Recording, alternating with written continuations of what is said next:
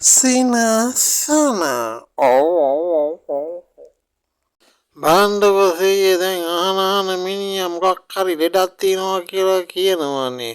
සීයලාගේ කාලේ ලෙඩ තිබුණ නැද්ද?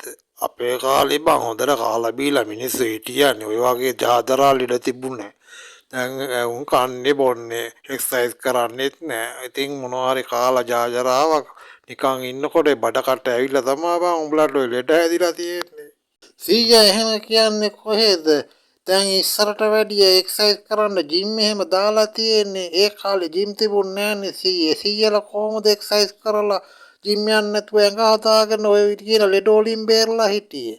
දැන් වගේ උඹලා වගේ ඔය කියන එක්සර්සයිස් කරන්න ජිම් නැති වුණාට බං අපි ඔය බොරුවට යකඩ උස් එහෙම දැකලුවේ නෑ. හොඳට ගල් කැඩුවා බුරු වැඩ කළා හයියට හිටියනේ.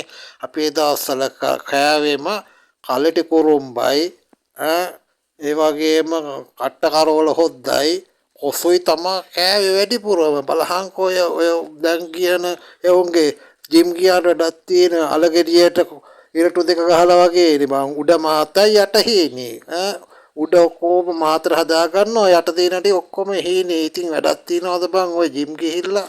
ඉතින් සීයා ඔය ජිම් යන කට්ටිය සප්ලිමන්ට් එහෙම ගන්නේ ඒවෙන් ඉතින් ඔය කියන විදියට විටමින් ටික එනවනේ. ඕවා බම් පිටි જાති මොනවා හදලා මොනවෙන් හදනවද කවුද දන්නේ? මං නම් කියන්නේ ඔය ජිම් යන කොල්ලන්ට උඹලා අනිවාර්යයෙන්ම කරටි කුරුම්බයි කාලා හොඳට කට්ට කරවල හොද්දාක් එක්ක කොසු ටිකක් එහෙම කෑවනම් ඔය කියන විදිහට ඉන 28යි පපුව 36යි අනිවාර්යයෙන්ම නියම සයිස් එකට ඇඟ හදා ගන්න පුළුවන් බස් ස්වභාවික දේවල් රටේ තියෙද්දිනේ උඹලා ඔය ජහජරාවල් බිබී ඉන්නේ. සීයා කියන ඔය කෑම જાති කාලා හවසට මෝලේ වැඩ එහෙම කරන්න පුළුවන්ද සීයේ? මොකද බම් බැරි ඉස්සර අපිනේ හරියටම මෝලේ වැඩ කරේ. උඹ සීයාගේ මෝලේ වැඩ කොහොමද කියලා ආච්චි අම්මගෙන් ආපන්.